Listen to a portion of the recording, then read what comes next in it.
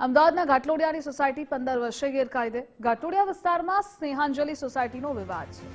35 વર્ષથી અસ્તિત્વ ધરાવતી સ્નેહાંજલિ સોસાયટી ગેરકાયદે। સોસાયટીમાં રહેતા 25 પરિવારો ભારે મુશ્કેલીમાં મુકાયા। વર્ષ 1989માં બિલ્ડર દ્વારા સોસાયટી ઊભી કરાઈ। બિલ્ડરે મૂળ પ્લોટના બદલે અન્ય પ્લોટ પર સોસાયટી ઊભી કરતા વિવાદ થયો। નીચલી કોર્ટ રહીશોને એમસીને 371 કરોડ રૂપિયા ચૂકવવાનો આદેશ કર્યો। કોર્ટના આદેશ મુજબ બિલ્ડરે નક્કી કરેલી રકમ પણ ચૂકવી દીધી। મૂળ પ્લોટ માલિકને વૈકલ્પિક પ્લોટ ન મળતા કાયદાકીય ગૂંચાવણ યથાવત।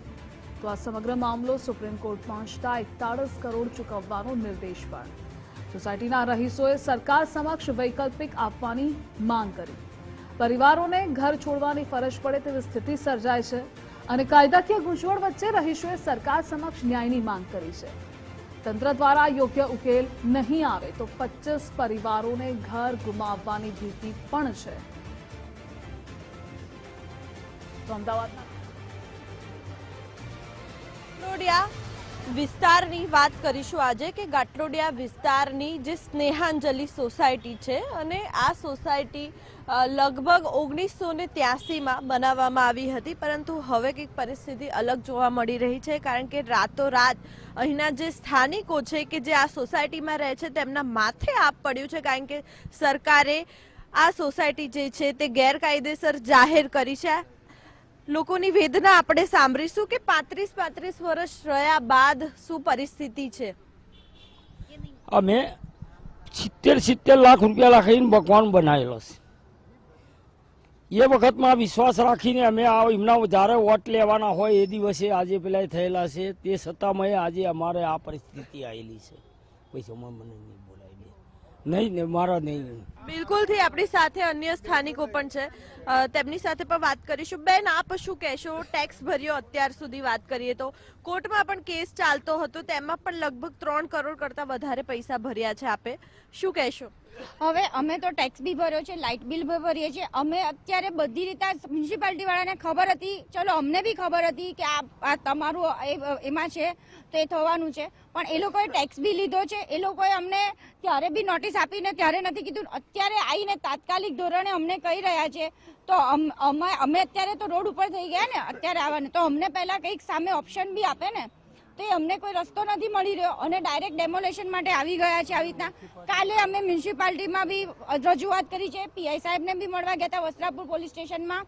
જે બિલ્ડર છે એના માટે અમે ફરિયાદ કરવા માટે અમારી કાલે એફઆઈઆર લેવામાં બી નથી આવી। અમને 1 દિવસનો ટાઈમ આપ્યો છે, હજી અમારી પાસે 1 દિવસ છે કે તમે સીએમ સાહેબને મળો, એમની રજૂઆત કરો। બધાને અમે રજૂઆત કરી ચૂક્યા છીએ અને અમને હવે નિવેડા ઉપર લાવો। અમે તો જનતા છીએ, અમે શું કરી લેવાના આમાં? ગવર્મેન્ટના અધિકારીઓ અમને એ કરી રહ્યા, અહીંયા આવીને એમની તો ફરજ બજાવે છે, પણ અમે આમ રહેવાસી અમે શું કરીશું આમાં? અમે તો રોડ ઉપર થઈ જઈશું ને આમાં તો। બિલકુલથી અહીંયા અન્ય સ્થાનિકો પણ છે, આપણે તેમની સાથે પણ વાત કરીશું। કાકા, 35 વર્ષથી અહીંયા રહો છો, જે તે સમયે બિલ્ડરે આ બનાવી હતી, તો ત્યારથી આ વિવાદ સામે આવ્યો છે કે હમણાં જ સામે આવ્યો? ના, લગભગ 25 વર્ષથી આ વિવાદ ચાલી રહ્યો છે અને અમારો કોઈ વાંક જ નથી। બિલ્ડરે જે બી કર્યું છે, બિલ્ડરે અને મ્યુનિસિપલના અધિકારીએ ભેગા થઈને કરેલું છે। તો અધિકારીઓએ પાસિંગ કેવી રીતે કર્યું? તો આ ફ્લેટ મકાન પાસ થયા અને એ પછી બાંધેલું છે એમને। તો અધિકારીઓ જે તે વખતે હતા એ લોકોને બી જાણ કરીને એને પૂછવું જોઈએ કે ભાઈ તમે આ શું કર્યું છે અહીંયા ગોટારો। બધા મકાનો ઓએનજીસીના સભ્યોએ ઓએનજીસીના માણસો જ છે બધા, અને એ લોકોએ લોન લઈને વ્યાજ ભરીને અત્યારે પેલું કરેલું છે। બિલકુલથી આપણી સાથે અન્ય એક સ્થાનિક છે, તેમની સાથે વાત કરીશું। કાકા, તમે શું કહેશો? આ સોસાયટીમાં રહો છો, કેટલા બાળકો રહે છે આ સોસાયટીમાં અને કેટલા મકાનો છે ટોટલ? 25 મકાન છે, 200 જણા રહે છે यहाँ। और हमें ओएनजीसी પહેલેથી અમે સબ ઓએનજીસીમાં નોકરી કરતા હતા और કોન્ટ્રાક્ટરના ભાઈ અમારે જોડે નોકરી કરતા હતા। એને અમારે જોડે કીધું કે આ તમે લઈ લો મકાન, અમે બનાવીએ છીએ। અમને એને ધોખામાં રાખીને બધું લોન પાસ કરાયા, ઓએનજીસીના લોન પાસ કરાયા, લોન ભરી દીધા, લોકો રિટાયર થઈ ગયા। એને પછી અમને ખબર પડી કે ભાઈ આ સોસાયટી અનલીગલ બનાવી છે। અમારી આ સિલ્વર કાંસા બની છે, એમાં અસલી એને લોન પાસ કરાઈ છે, પર એને સોસાયટી આ બીજી જગહ બનાવી દીધી। એ કહે અમને અત્યાર સુધી કહેતા રહ્યા કે ભાઈ અમે બરાબર કરી દઈ, તમે ચિંતા નહીં કરો, એ દિલાસા અમને આપ્યા. પર એને 3.5 કરોડ રૂપિયા ભર્યા છે મ્યુનિસિપાલિટીમાં. બાકી બોલે કે હું ભરી દઈશ, તમે ચિંતા નહીં કરતા, હું બધું વિચાર કરીને બધા પૈસા ભરી દઈશ. બિલકુલથી આપણી સાથે અન્ય મહિલા પણ છે, તેમની સાથે વાત કરીશું. બેન, શું કહેશો, શું વીતી રહી છે? અમે વેદના પણ નહીં કરી શકતા, કારણ કે જે પરિસ્થિતિ સર્જાઈ છે, 35 વર્ષથી જે મકાનમાં રહેતા હોય અને હવે રાતોરાત તમને જ્યારે એવું કહે કે ખાલી કરવું પડશે, કેટલું દુઃખ? मैडम, दुख तो बहुत ज़्यादा है। मैं सिर्फ इतना जानना चाहती हूँ, रातों रात तो सोसाइटी बनती नहीं है मैडम, और रातों रात सोसाइटी बिकती भी नहीं है। कितना टाइम लगा होगा सोसाइटी बनने में और उसके बाद बिकने में? तो क्या उस टाइम पे जो हमारा कॉरपोरेशन है, क्या वो सो रहा था? अगर वो सो रहा था तो उनका नेग्लिजेंस हम क्यों भुगत रहे हैं?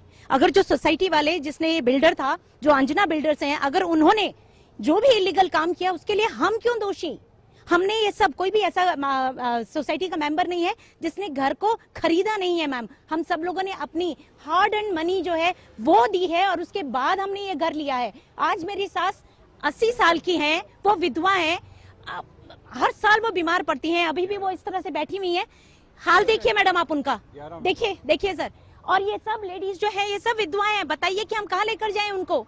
आज उनके पास ओएनजीसी कोई ऐसा नहीं है कि हाँ हमें इतना पैसा देता होगा कि हम उनके लिए रह सकें। जितना भी हमने भरा है मैडम पैसा, जितना भी, आज वो सब लग रहा है, उनकी तबीयत खराब है, हम कहाँ लेकर जाएं आखिर इनको? आज म्यूनिसिपैलिटी बोल रहा है हमें कि हम आपको 1 बेडरूम फ्लैट, जो कि कितनी दूर है, चांदखेड़ा में, वहां देते हैं और वो भी पैसे भरने पड़ेंगे, और आप अपना सामान वहां रख दीजिए। मतलब कि वो एक स्टोर हाउस दे रहे हैं हमें। हम आखिर हम कहाँ रहेंगे? क्या रोड पे रहे? बिल्डर को पकड़ो। और बिल्डर इसमें कहीं मायने नहीं रखता। बिल्डर कहाँ है आखिर? क्यों नहीं बिल्डर को आज तक पकड़ा गया? आखिर किसकी रिस्पॉन्सिबिलिटी है? हम लोगों की, हम सोसाइटी वालों की, कि हम बिल्डर्स को पकड़ के पुलिस के हवाले करें? पुलिस किस लिए है मैडम? क्यों नहीं? आखिर म्यूनिसिपैलिटी ने अपना काम किया आज तक। हम कहाँ जाएं? हम आपसे मदद मांग रहे हैं, हम उन सब लोगों से मदद मांग रहे हैं, हम मीडिया से मदद मांग रहे हैं, यहाँ तक कि हम मोदी साहब से, हम अपने प्राइम मिनिस्टर से, हम अपने प्रेसिडेंट से मदद मांगते हैं मैडम। हम कहाँ जाएं?